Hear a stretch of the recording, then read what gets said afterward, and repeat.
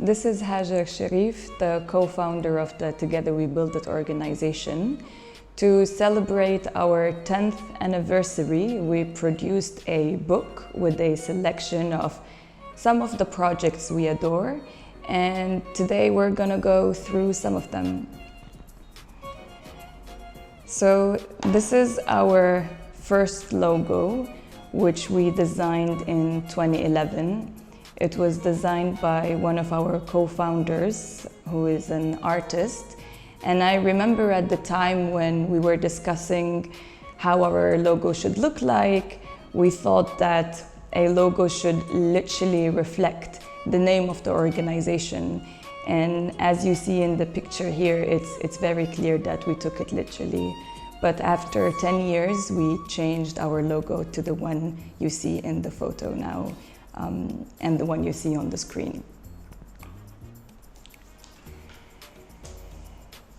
The National Memorial Day, this was our first project. And the concept of this project was that as an organization, we wanted to advocate the Libyan government to adopt an official day to remember all Libyans who sacrificed their lives, who lost a lot for their countries. And our thought was that we need to have a national day, a day where every year we can remember everyone who worked for Libya and ensure that their sacrifices will never be lost. And I remember as part of the project, we organized a public event. And I remember at the time, the hall we booked fitted around 300 people. But as the members of the organization, we were thinking it would be impossible to manage to gather 300 people in one room, because we thought, well, people are not going to be interested to come to such an event. And I remember we begged our friends and families to attend the event and bring people with them. And I remember on the day of the event, we had more than 600 people joining, to an extent that when our friends and families came to the event, they literally didn't find any empty seat to sit. And as you see in the photo here, you see people standing on the sides, because as I said, we went from 300 people to 600 people joining. Then this is the second project we worked on in 2012. It's called My Vote for Her. And the concept of this project was to mobilize public and official support to the female candidates who were running for the first ever public general elections in Libya since 42 years. And as part of the activities under this project, we organized another public event, and we flew in around 300 female candidates to Tripoli, and we gathered them all together in one place.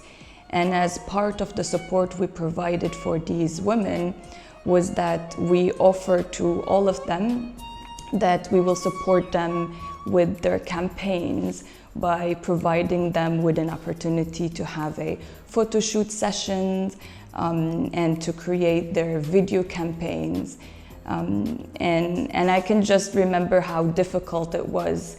It was actually almost a logistical nightmare to try to organize photo sessions and video filming sessions for around 300 female candidates. But we managed to do it at the end. Then this was another project that we worked on in 2012, and this was focused on youth empowerment, and it consisted of around 24 participants who were young people who participated in different trainings aiming to build up their capacity and support them with raising awareness campaigns that they wanted to produce, addressing different social issues in Libya.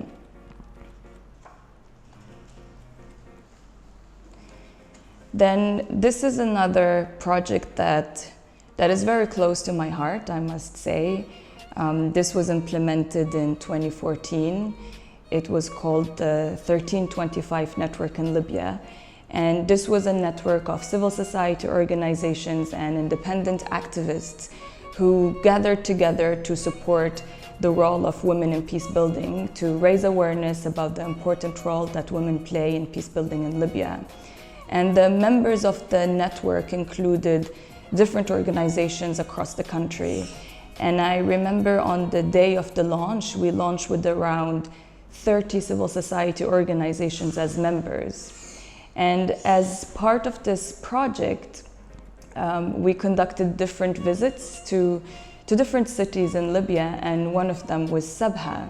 So together we built a team when we traveled to Sabha in 2014. We were on the last flight that landed in Sabha's airport before it was shut down for a few years.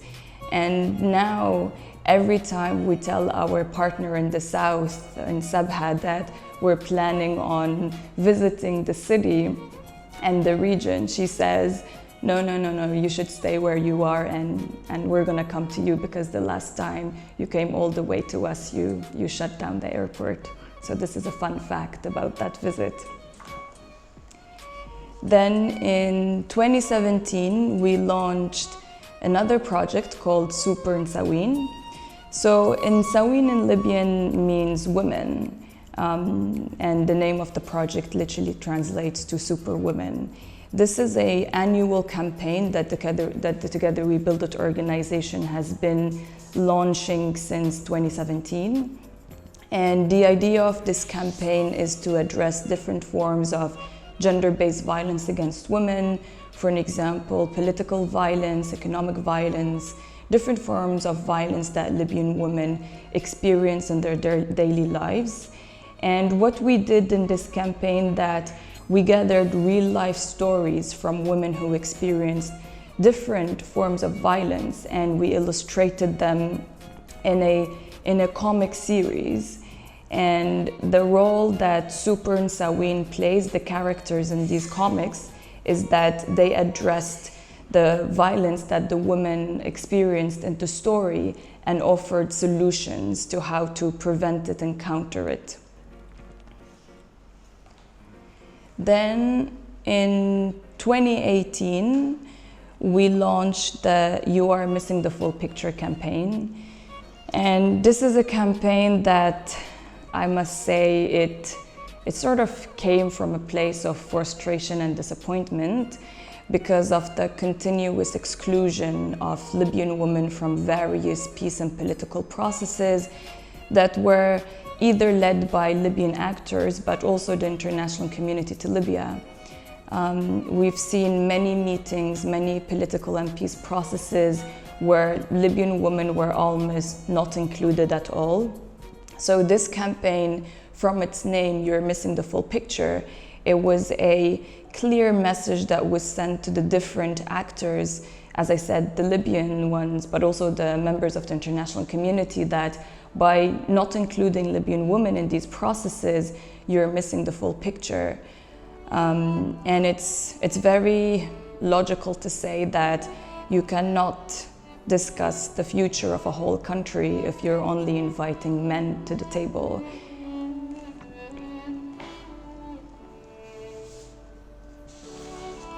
Then this is the last project we worked on in 2020, and it was called Women Build Peace on the Ground. And the idea of this project was really us trying to democratize peace building and who is a peace builder. Because our theory is that peace is a public good. As such, everyone should have the right to participate in building it, making it, and shaping it. So under this project, we developed an online training platform that provided different trainings on peace building, free of charge, an open, accessible platform for everyone who is interested in peace building to participate in. And to our surprise, only 2 months after launching the training, we had more than 100 participants participating in the training. And for us, if that says anything, it says that even ordinary people are interested in peace building if they are ever given the chance. And another activity that we worked on under this project was called the 20 list, 20 Libyan women you must know of. And this was a list featuring 20 Libyan women who are powerful, inspiring, and those who are making a difference in their different communities. And these 20 women were selected after an open call for nominations that the organization launched. And we received around 900 nominations actually. So you can imagine how difficult it was to try to bring it down to only 20 women to be featured. So this was a walk down the memory lane of the Together We Build It organization. This was literally a decade of work. And I hope that we're gonna see you again after another 10 years. Thank you.